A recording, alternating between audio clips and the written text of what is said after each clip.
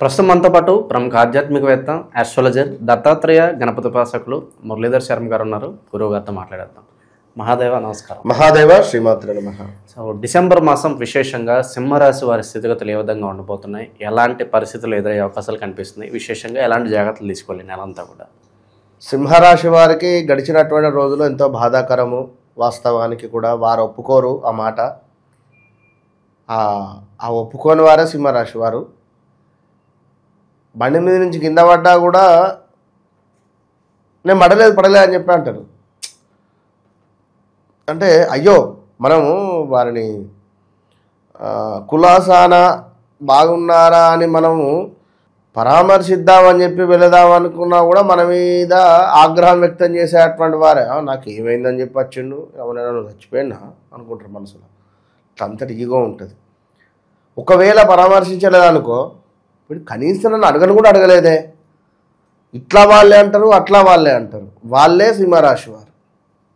కనుక సింహరాశి వారు నిజంగా చెప్తున్నా, మీ అంత అదృష్టవంతులు లేరు, మీ అంత తొందరపాటు తన మనుషులు కూడా లేరు.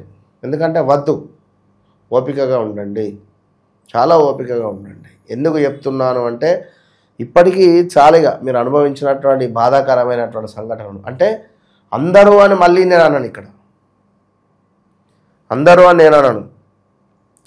ఇప్పుడు వివాహం కాని వారికి వివాహం, మా అక్షరము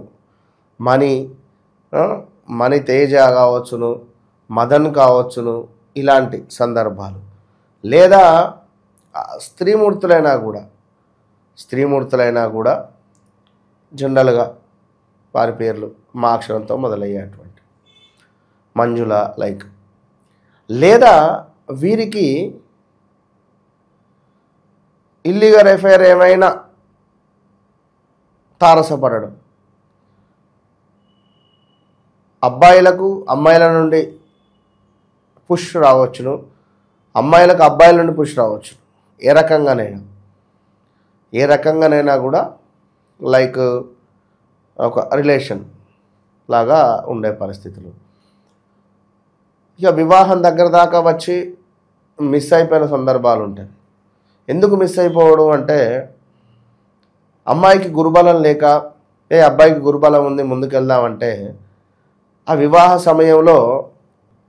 సమయంలో షాపింగ్ పనులకు అటో ఇటో వెళ్ళినప్పుడు అమ్మాయికి బైక్ యాక్సిడెంట్ అవ్వడము, కాలో చెయ్యో విరగడము, లేదా ఏమైనా జరిగి పెళ్ళి పోస్ట్ పోన్ అవ్వడము, లేదా ఇక వివాహ వచ్చే సమయానికి ఎవరో రిలేషన్ మరణించడం కానీ, లేదా ఇక దగ్గరలో ఉన్నాడు, ఇక చనిపోయేటట్టుగా ఉన్నాడు, ఇక 2-3 రోజులు అయితే ప్రాణం పోతుంది అనేటువంటి విధంగా హడావిడిగా పెళ్లి జరిపించే సందర్భాలు ఉంటాయి. అయితే ఇదా లేకుంటే అదా, ఇలాంటి సిచ్యువేషన్లు కూడా ఉంటుంది. అలాంటివి తారసపడేటువంటి పరిణామాలు ఉన్నాయి. సో జాగ్రత్త. మరి సింహరాశి వారు ఒక గృహము కొనాలి అన్నా, గృహము అమ్మాలి అనుకున్నా ఇది సరైన సమయం కాదు, వెయిట్ చేయండి. సింహరాశి వారు ఒక ల్యాండ్ కొనాలి అన్నా సరైన సమయం కాదు, వెయిట్ చేయండి. అదేవిధంగా కొంతమేర రావాల్సినటువంటి ధనము తప్పకుండా మీకు వచ్చే పరిస్థితి ఉంది. గత 4-5 నెలల నుండి రాక ఎంత ఇబ్బంది పడుతున్నారో, శని యొక్క దృష్టి నేరుగా మీ ద్వితీయ భావంపై పడడము, రావాల్సిన ధనము రావడము 100%, నో డౌట్ అని చెప్పి గురువుగారు చెప్పారు కదా, నా డబ్బులు నాకు వస్తాయి అంటే మళ్ళీ వ్యక్తిగత జాతకాన్ని చూసుకోవాలి. ఒకవేళ వ్యక్తిగత జాతకంలో నడిచేటువంటి దశ అంతర్దశలు నీచంగా ఉన్న, ఇదే సూర్యుడు వారి జాతకంలో నీచ యోగంలో ఉన్నా కూడా ఇబ్బందులు ఎదురవుతాయి. కనుక ఇన్ని ఇబ్బందులు ఉంటాయి, ఇన్ని రకాలుగా మనం చూసుకోవాలి. ఏదో సింహరాశి అనగానే అబ్బా గురుగారు చెప్పారు సూపర్ అనుకుంటే మళ్ళీ నాకు ఇబ్బంది. కనుక దయచేసి 1-2 సార్లు మనం చూసుకొని ముందుకు వెళ్ళాలి. ఏదైనా కొత్త ప్లేస్కు వెళితే గూగుల్ మ్యాప్ ఓపెన్ చేసుకొని మనం 1-2 సార్లు ఇట్లా పోతే దగ్గరనా అట్లా పోతే దగ్గరనా ఏంటిది అని చెప్పి చూసుకొనే వెళ్తున్నాము. కెరియర్ మన ఏంటిది అనేటువంటిది ఒక్కసారి కన్సల్ట్ అయ్యి చూసుకొని వెళితే ఎందులో వెళ్తే బాగుంటుంది ఏంటి? ఖచ్చితంగా జీవితము మీకు అమోఘము. విన్నరా? రాష్ట్రాలను పాలించేటువంటి రాశులు మేషము, సింహం. ఇవి రెండే. ఇవి ఇక తోపు రాశులు, ఇవి ఎక్సలెంట్. ఇవి బిజినెస్లో కూడా చూస్తున్నాం గురుగారు, రాంగ్ టైంలో రాంగ్ ఇన్వెస్ట్మెంట్ చేసి సూట్ కానీ పెట్టుబడులు పెట్టి లాస్ అయిపోయిన వాళ్ళు బోల్డ్ మంది బయట మనం చూస్తూ ఉన్నాం. ఇప్పుడు సింహరాశి తీసుకుందాం. సింహరాశి అతను ఏ వాటర్ ప్లాంటో లేదా ఇనుము సంబంధించిందో పెట్రోలో ఆయిలో పెడితే పెద్ద దెబ్బ పడుతుంది వీళ్ళకు. అంటే నేను ఒక 2-3 చెప్పా, ఇంకా కొన్ని వందల వేలు ఉన్నవి చెప్పేటువంటివి కారకాలు. ఇక బుధుడు, మరి బుధునికి సంబంధించింది మనము ఏం చేయరాదు ఏం చేయకూడదు అనేటువంటిది చూసుకోవాలి. బుధుడు అంటేనే మార్కెటింగ్. ఇప్పుడు తరచూ ఒకరిని తిట్టేటువంటి వాడు కానీ, అదేవిధంగా వివాహానికి సంబంధించిన బాండింగ్ సరిగ్గా లేనటువంటి వారు కానీ, లేదా మనకు తరచు కూడా వ్యంగ్యంగా మాట్లాడడం కానీ, క్రిటిసిజం లాగా మాట్లాడడం కానీ చేసేటువంటి వారికి ఏ బిజినెస్ సెట్ కాదు. బుధుడే సరిగ్గా లేడు వారికి.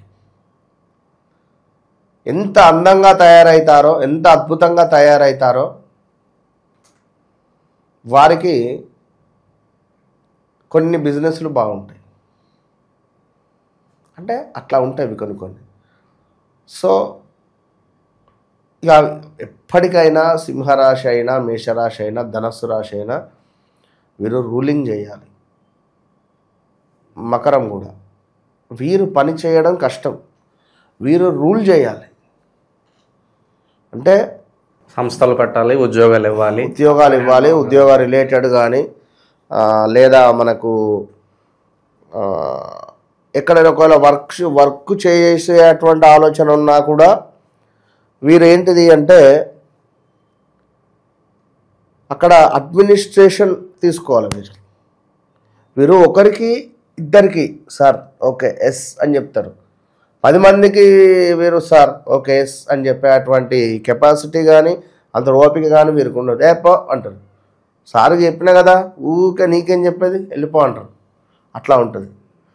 సో అదేవిధంగా మరి సింహరాశి వారికి వివాహం కాని వారికి వివాహం అని చెప్పుకున్నాం.